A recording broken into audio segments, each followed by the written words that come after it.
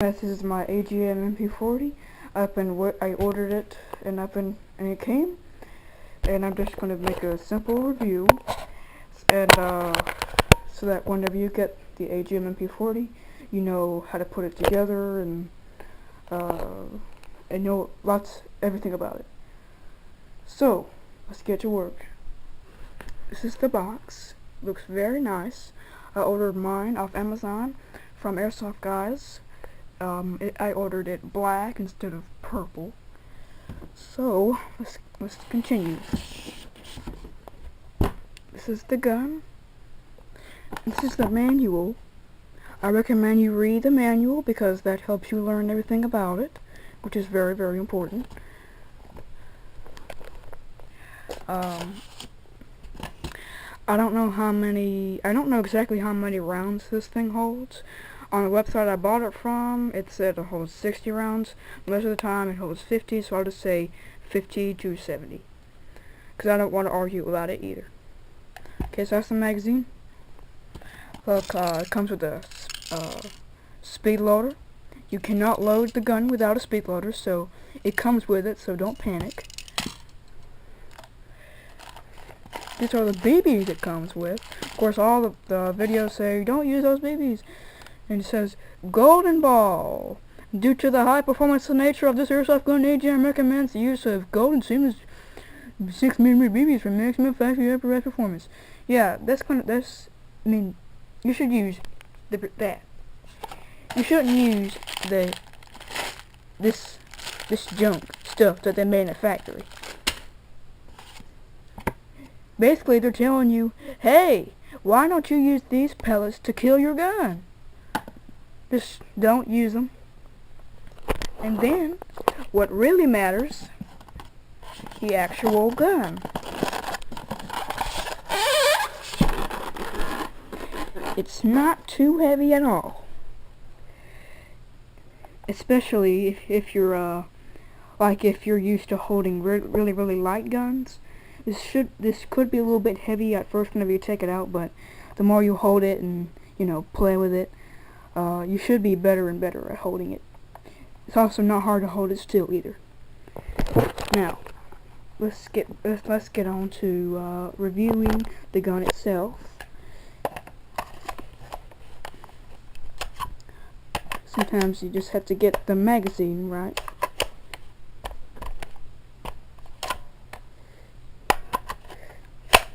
Okay, it's in there securely now. I'll put it down on the floor so that you can see it okay. So these are the metal sights. I really like the sights. They're really nice.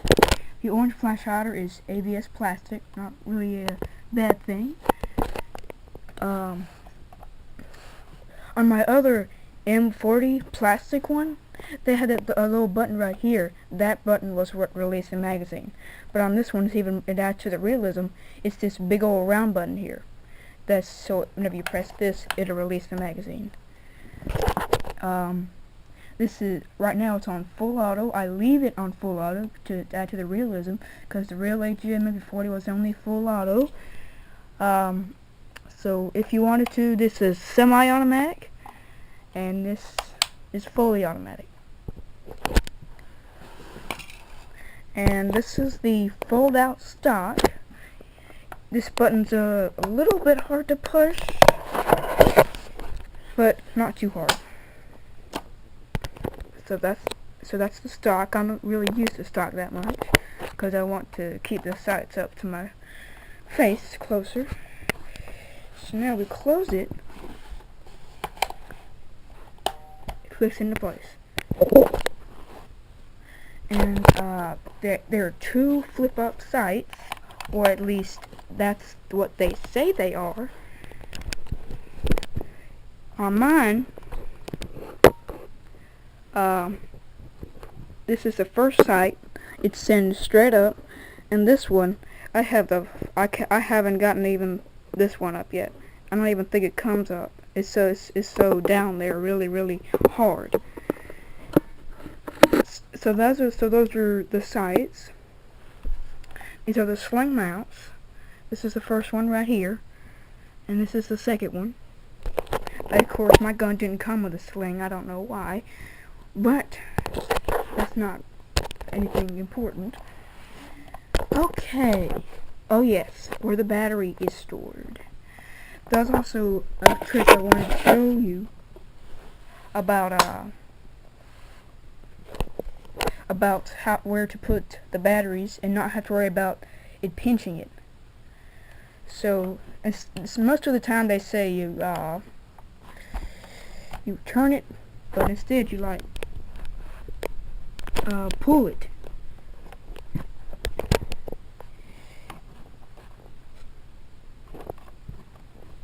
You have to get it to the right angle. Hold on a minute. Okay, did you see what I did? You push this thing down, and you can hold the magazine and completely separate it.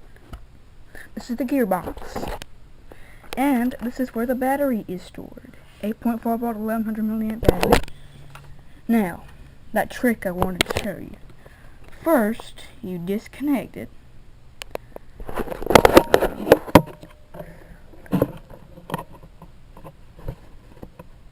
Like so. Alright, there's the battery. Now for the trick I wanted to show you. First, take the gun. Okay, this is the plug that it plugs into. You can plug it in again, and after that you can turn it over and just stick it right in there. Fits in there perfectly. See, now there's no need to worry about any wires or anything like that. It fits in there really easy. There is no problems with it whatsoever. Now I'm going to connect the gun back together for the rest of the review. Okay, it's back together, and it's strongly in there. It's not going anywhere. So, about the safeties. You can put this in the middle, but it's not going to do nothing. So you just leave it there. The first safety is this switch. This right now, the battery is off. And this way you can turn the battery on while it's still in there. Off, on. So I'm going to leave it off. The second safety is this orange plug. And what you do with this is you stick it in the barrel. It fits really good in there. It's hard to put it in there. I don't usually use it because it's like if you put it in there, it ain't going to come out. So this is the second safety. Now, I think the last thing we need to go over is the hop up. As you've seen in many other videos, there is a bolt you can push. Hold on. This bolt right here, you can pull it back, which exposes the hop up. Now, just pulling back the bolt itself doesn't do anything. The only thing this bolt does is expose the hop up so that you can fix it. Now, the real hop up is this. It moves. Now, don't be confused. This is just the hop up. Another thing. This booklet tells you how to adjust the hop up, but I'll tell you how to do that right now. Let's see. Now, this position is normal.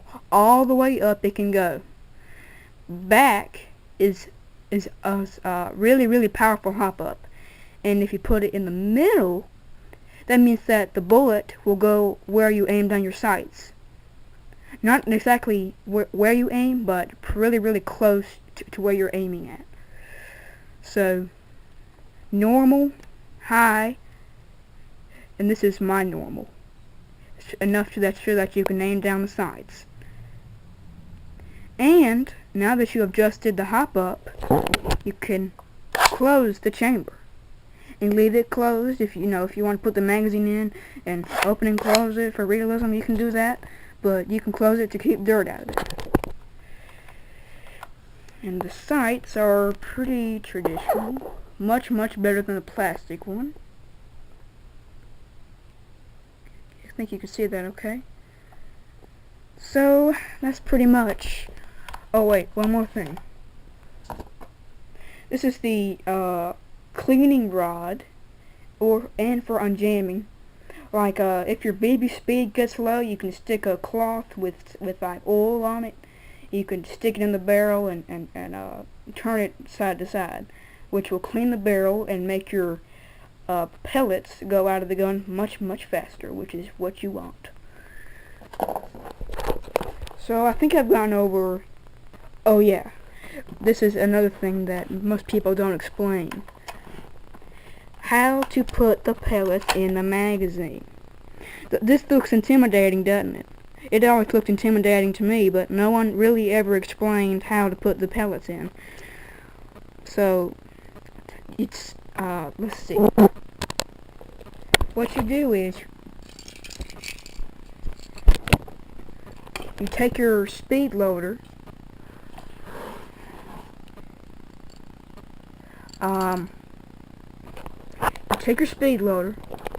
you see this thing right here?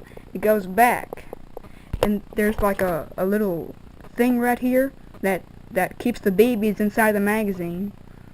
So you pull it back, insert the speed loader, with it pulled back, and when you have the tip of the speed loader inside, you can let it go, and just keep loading until you have a really hard time pressing down the speed trigger. Once, if it gets really hard, stop. That means that the magazine is full. Then once you're done, you can just take it off, and just about one or two may still be there. You can just take those off, put them back into your speed loader, which is really easy. I recommend buying more than one clip, because otherwise during battles you're going to run out extremely quick and keep having to reload it. So, that's pretty much how to load the magazine. Okay, I think I've gone over everything that needs to be told about this gun. It's a really good gun. It's a gun I would recommend to anyone who loves World War II stuff or likes professional airsoft guns. Also, a message to airsoft guys: I do not like the paint on it. When I opened up this package, the paint was scratched, or some of it.